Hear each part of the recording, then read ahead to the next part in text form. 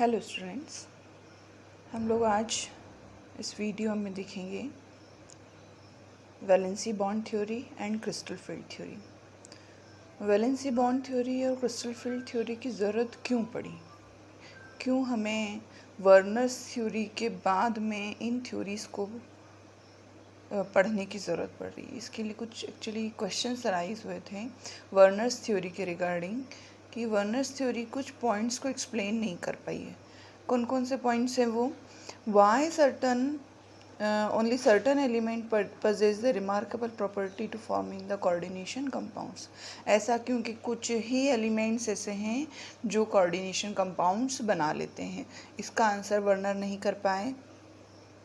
Why the bonds in coordination compound has the directional property?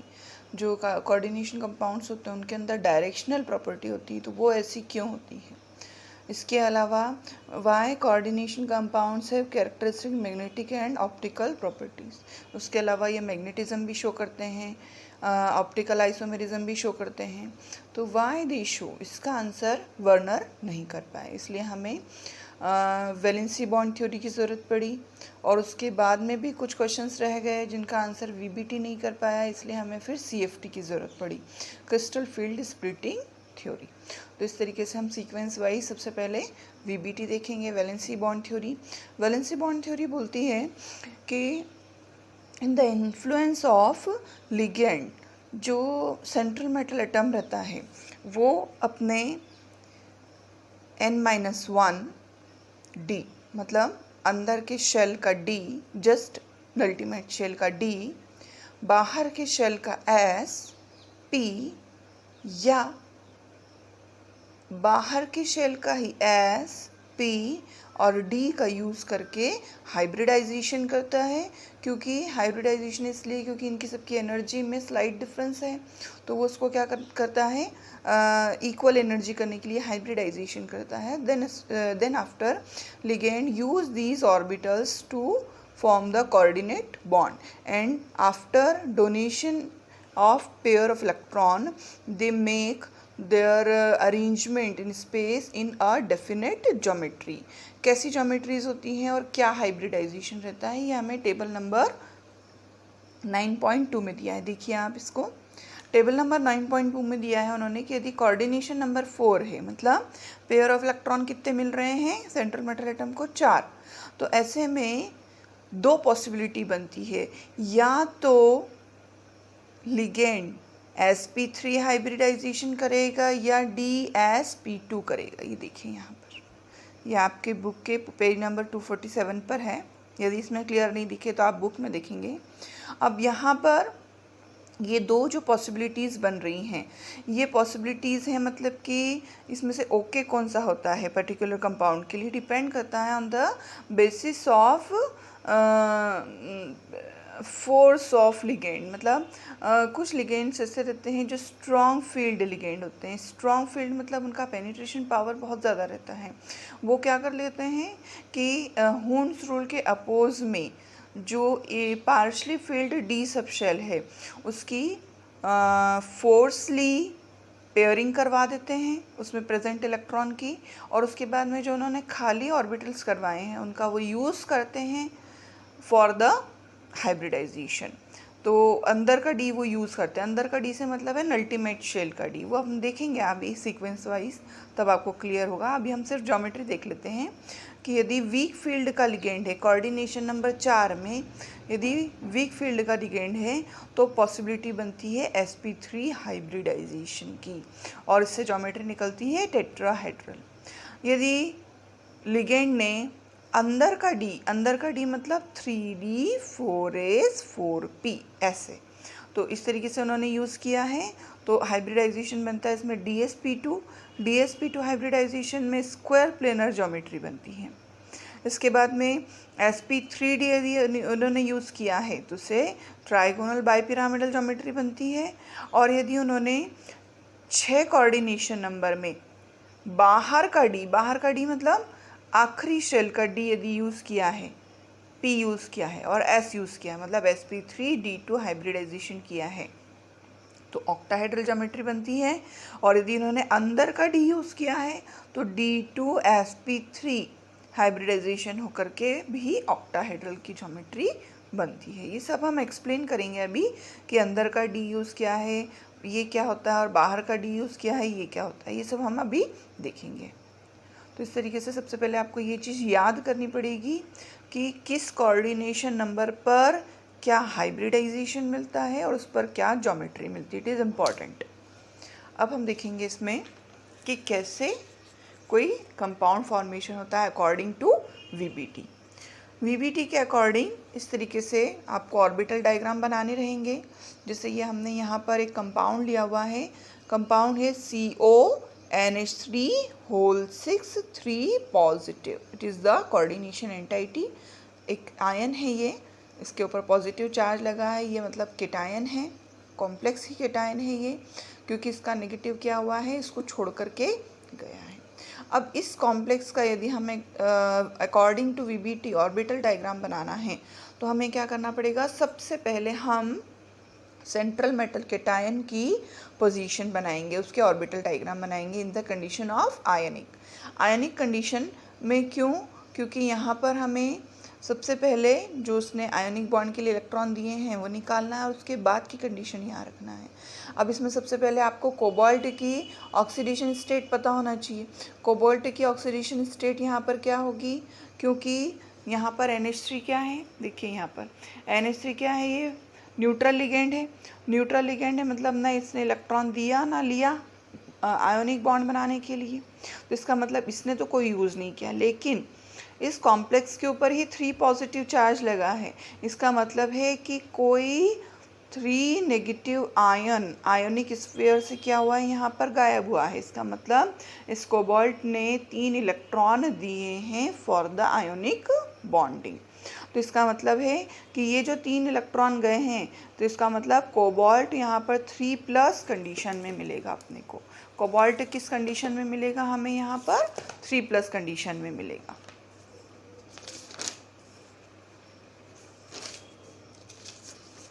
तो इस तरीके से हमें यहाँ पर कोबाल्ट का ऑर्बिटल डायग्राम बनाना रहेगा। ये देखिए यहाँ पर ये कोबाल्ट का ऑर्बिटल डायग्राम बनाया हमने। कोबाल्ट की कंडीशन में हमें 3D 4S 4P, ये देखिए इस तरीके से हम बनाएंगे। यहाँ पर ये कोबाल्ट हमने लिया, इसकी 3+ कंडीशन, ये हमने इसका बनाया है 3D, ये बनाया है इसका 4S, ये बनाया है इसका 4P, और इसका 4D भी आप बना सकते हो सकता है यूज़ होगा, हो सकता है ना भी हो, डिपेंड करता है on the basis of ligand. 1 2 3 4,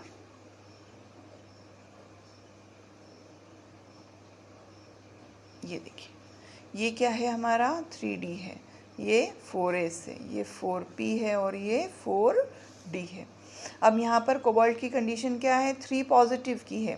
वैसे कोबाल्ट का एटॉमिक नंबर कितना होता है, कोबाल्ट का एटॉमिक नंबर होता है 27। तो इसकी कंडीशन क्या बनती है, 3D 4S2 3D 7, इस तरीके से बनती है इसकी। तो हम 3D को पहले अंदर बनाएंगे, 1 2 3 4, तो इसकी क्या बनेगी 4S2 3D 7 है, तो 1 2 3 4 5 6 और ये 7, ये इस तरीके से बनेगा। और 4S इसका, ये 1 ये 2, ये 4P इसका खाली पड़ा है और ये 4D भी इसका खाली पड़ा है। ये 4P है, ये 4D है, ये 4S है और ये 3D है, इस तरीके से। अब देखिए एटॉमिक कंडीशन में है 4s2 3d7, ये 4s2 हो गया और ये 3d7 हो गया। हम बोल रहे हैं कि कोबाल्ट ने जब आयन फॉर्मेशन किया ये वाला तो 3 इलेक्ट्रॉन लूज़ किए हैं। याद रखना बच्चों, हमेशा इलेक्ट्रॉन कहाँ से जाएंगे, आखिरी शेल से पहले जाते हैं इलेक्ट्रॉन। तो कोबाल्ट के 3 इलेक्ट्रॉन निकालना है यदि आपको, तो एक यहाँ से निकलेगा, दूसरा भी यहाँ से निकलेगा और तीसरा इलेक्ट्रॉन 3d7 का निकलेगा। तो इस तरीके से 2 इलेक्ट्रॉन ये गए तो 4s कितना हो जाएगा, यहाँ पर ये 0 हो गया, कुछ नहीं बनाया हमने। 3d में हमें कितने बनाना है, 6 इलेक्ट्रॉन बनाना है।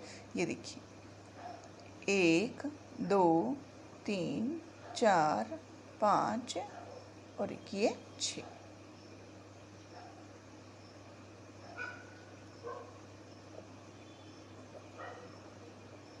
ये देखिए इस तरीके से यहाँ पर क्या बन गए हैं हमारे 3d के 6, 4s 0, 4p 0 और 4d 0 तो है ही। तो इस तरीके से ये हमें ऑर्बिटल डायग्राम बनाने पड़ेंगे। अब इसके बाद में यहाँ पर क्या होगा कि डिपेंड करेगा कि हमारा लिगेंड कैसा है। तो क्योंकि हमारा कॉम्प्लेक्स है CONH3 होल 6 है। अब यहाँ पर क्या होगा, क्योंकि अमीन लिगेंड स्ट्रॉन्ग फील्ड का लिगेंड है। स्ट्रॉन्ग फील्ड का लिगेंड मतलब क्या होता है कि इसका इतना पावर रहता है कि ये जो डी सबशेल होता है, इस डी सबशेल में हुन्स रूल के अपोज में ये क्या करवा लेता है, पेयरिंग करवा देता है। किसकी पेयरिंग करवा देगा, इलेक्ट्रॉन्स की। मतलब अकॉर्डिंग टू हुन्स रूल तो ये कॉन्फ़िगरेशन होना चाहिए 3d6 का, 1 2 3 4 5 और फिर 6 इलेक्ट्रॉन यहाँ। लेकिन ये क्या करेगा, हुन्स रूल के अपोज में करवाएगा, मतलब कि इस इलेक्ट्रॉन की पेयरिंग करवा देगा यहाँ और इस इलेक्ट्रॉन की पेयरिंग करवा देगा यहाँ।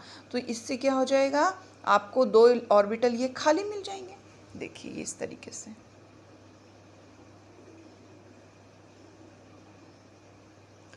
ये इलेक्ट्रॉन को भेजेगा वो यहाँ और इसको भेजेगा यहाँ।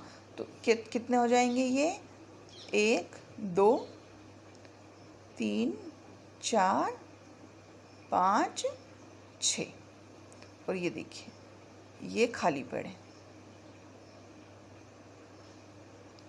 ठीक है, ये 2 इसने खाली करा लिए। ये 4s तो खाली है ही, ये 4p भी खाली है इसका, और इधर 4d तो है ही खाली। वो हमने बनाए तो भी ठीक है, नहीं बनाए तो भी ठीक है, क्योंकि वहाँ वो यूज़ नहीं होना है। तो ये है आपका 3d, ये 4s 4p 4d। अब इसके बाद में हाइब्रिडाइजेशन होगा। हाइब्रिडाइजेशन में इसको क्या करना है, अंदर के d यूज़ करना थे, अंदर के d मतलब 3d के 2 ऑर्बिटल इसको यूज़ करना थे, और D2sp3 हाइब्रिडाइजेशन करना है। तो ये देखिए ये D2 लिया इसने, S लिया इसने और P के 3 लिए, ये देखिए ये इस तरीके से। तो ये क्या हाइब्रिडाइजेशन करेगा, D2sp3 हाइब्रिडाइजेशन करेगा। मतलब कि ये सारे ऑर्बिटल को वो मर्ज कर देगा, मर्ज करके क्या बनाएगा, इक्वल एनर्जी का बना देगा। ये देखिए यहाँ पर अब क्या होगा, ये 3 अलग हो जाएंगे। तो ये 3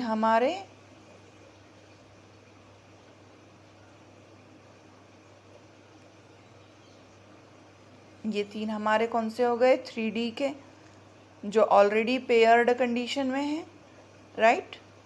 अब आपको मर्ज करना है 1 2 3 4 5 6 ऑर्बिटल। 6 ऑर्बिटल को इक्वल एनर्जी का कर देंगे, क्योंकि अब इनका क्या हो गया है, हाइब्रिडाइजेशन हो गया है। ये देखिए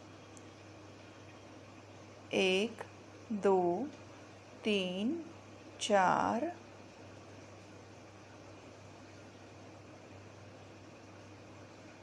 5 और ये 6, ये हो गए आपके कौन से, D2sp3 हाइब्रिडाइज्ड ऑर्बिटल्स, ये हो गए आपके। अब इसके बाद में बच कौन से गए, 4d के बच गए। तो वो आप यहाँ पर बनाओ तो भी ठीक है, नहीं बनाओ तो भी ठीक है, ये आपका 4d होगा। अब इसके बाद में हम यहाँ पर लिगेंड के पेयर ऑफ इलेक्ट्रॉन रखेंगे। कौन से वाले लिगेंड के पेयर ऑफ इलेक्ट्रॉन रखेंगे हम यहाँ पर, जो NH3 देने वाला है।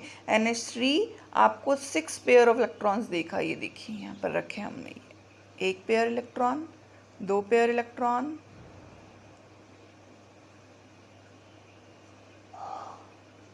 ये इस तरीके से रख दिए इसने। ये किसने रखे हैं यहाँ पर, NH3 ने रखे हैं अपने पेयर ऑफ इलेक्ट्रॉन, डोनेट किए हैं। किसको डोनेट किए हैं, कोबाल्ट को डोनेट किए हैं। तो इस तरीके से ये कॉम्प्लेक्स बन गया। यहाँ पर 3D भी फुलफिल्ड है और जो D2sp3 हाइब्रिडाइज्ड ऑर्बिटल है they are also fulfilled, 4D is vacant. It means कि यहाँ पर अब आपका कॉम्प्लेक्स कंप्लीट हो गया है। अब यहाँ पर इसको देख करके हमें कुछ पॉइंट्स यहाँ पर आपको बनाने पड़ेंगे जो एग्ज़ाम में पूछते भी हैं। सबसे पहली बात कि ये कॉम्प्लेक्स का IUPAC नेम क्या है। IUPAC नॉमेनक्लेचर के मैं आपको रूल्स बता चुकी हूँ। तो आप सबसे पहले क्या लिखेंगे इसकी इंफॉर्मेशन में, इसका IUPAC नेम, फिर इसकी हाइब्रिडाइज्ड स्टेट क्या है वो हम लिखेंगे। यहाँ पर क्या है इसकी हाइब्रिडाइज्ड स्टेट, D2sp3 है।